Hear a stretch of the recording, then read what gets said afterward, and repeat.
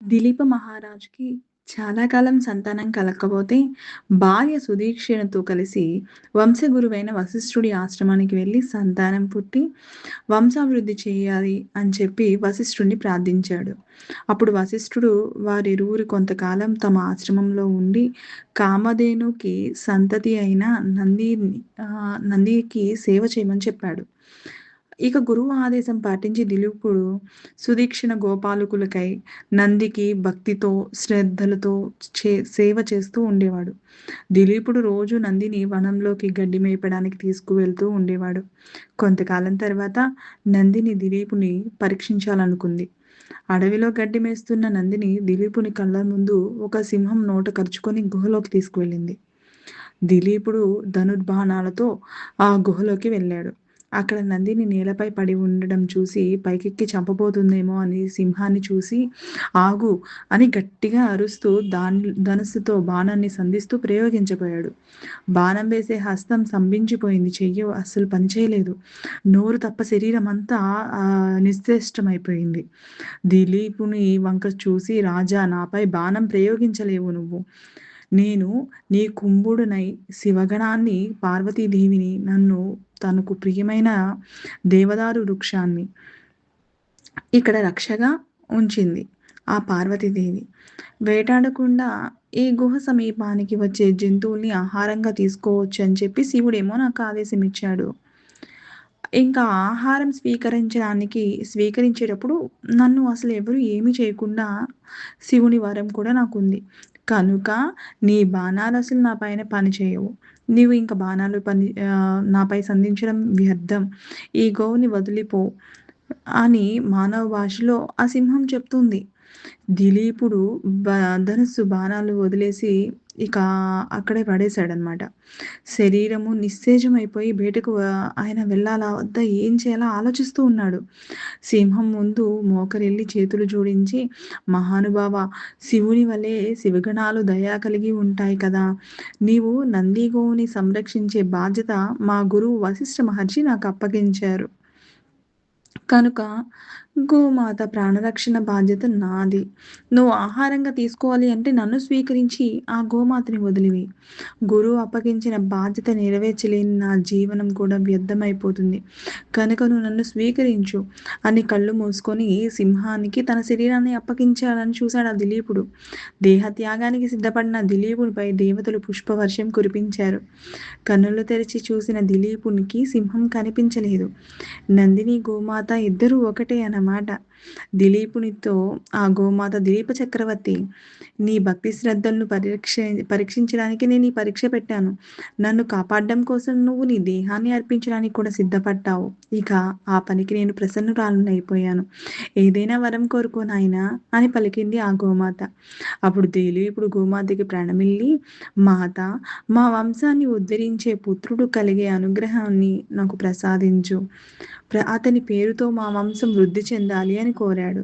అప్పుడు గోమాత తదాస్తు అని పలికింది. నందిని తీసుకొని ఆశ్రమానికి చేరిన దిలీపుడు గురువు వశిష్ఠుడికి, భార్య సుదీక్షణకు జరిగిందంతా వివరించి, నందిని పుత్ర సంతానం వరం మనకి అనుగ్రహించింది అని చెప్తాడు. అప్పుడు దిలీపుడు సుదీక్షణ, వశిష్ఠ మహర్షుల ఆశీర్వచనం తీసుకొని అక్కడి నుండి నగరానికి తిరిగి వస్తాడు. కొంతకాలం తర్వాత సుదీక్షణ సుదీక్షణాదేవి గర్భవతి అవుతుంది. నవమాసాల తర్వాత వారికి పుత్రుడు జన్మిస్తాడు. అతనికి రఘువు అని నామకరణం చేశారు. అక్కడ నుండి మనకి ఈ రఘువంశం ఆరంభమైంది. రఘువు తండ్రి తర్వాత రాజ్యభారం తీసుకొని ధర్మపాలన చేశాడు. ఇంద్రుడి అశ్వమేధ యాగం నుండి యాగస్వం బలి కాకుండా చూశాడు. రఘువు కుమారుడు మనకి ఆజుడు. ఆ ఆజుడు కుమారుడే దశరథుడు.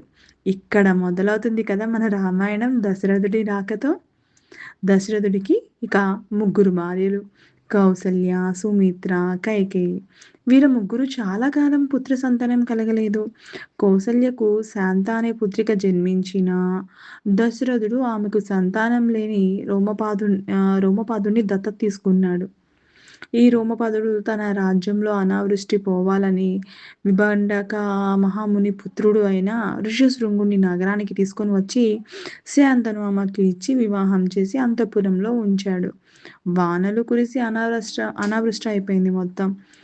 పుత్ర సంతానం కోసం దిగులు పడుతున్న ముసలివాడైన దశరథుడికి వంశగురువు వశిష్ఠుడు వచ్చి ఋష్యశృంగుని తీసుకొని వచ్చి పుత్ర కామేష్టి యాగం చేస్తే పుత్ర సంతానం కలుగుతుంది అని చెప్పాడు. అలా చెప్పడంతో దశరథుడు రోమపాదుని రాజ్యంలోకి వెళ్ళి ఋష్యశృంగుడు శాంతలను అయోధ్యలోకి తీసుకొచ్చాడు. అదే సమయంలో లంకాధిపతి రావణుడు బ్రహ్మచేత పొందిన వరాలతో ముల్లోకాల్లో స్వాధీనం చేసుకొని దేవతలను సేవకులుగా చేసుకొని వాళ్ళని చిత్రహింసలు పెడుతున్నాడు. సూర్యచంద్ర గమనాలు అంటే సూర్యుడిని చంద్రుడిని యొక్క రాకల్ని అడ్డుకుంటున్నాడు. నవగ్రహాల్ని కూడా తన ఆధీనంలో ఉంచేసుకున్నాడు. బ్రహ్మాది దేవతలు వైకుంఠానికి వెళ్ళి నారాయణ్ణి రావణుణ్ణి దేవతలుగా ముల్లోకాల్లో ప్రార్థిస్తూ ఉన్నారు వాళ్ళు. ఇక నారాయణుడు వారికి అభయమిస్తూ రావణ సంహారానికి నేను మానవునిగా అవతరిస్తాను. వశిష్ఠ మహర్షి పుత్ర సంతానం కోసం దశరథ మహారాజు చేత నేను పుత్ర కామేష్టి యాగం చేయిస్తాను. నేను ఆదిశేషుడు శంఖ చక్రాలు దశరథుడి అవన్నీ ధరించి దశరథుడి యొక్క పుత్రునిగా నేను జన్మిస్తాను. దేవతలందరూ తమ అంశలతో వానరులుగా జన్మించండి. రావణుడు బ్రహ్మ నుంచి పొందిన వరాలలో నరవానరుల నుండి రక్షణ అడగలేదు అని చెప్పాడు. ఇక భూమిపై ఋష్యశృంగుడి ఆధ్వర్యంలో పుత్ర కామేష్టి యాగం దశరథుని చేత వశిష్ఠ మహర్షి చేయిస్తున్నాడు.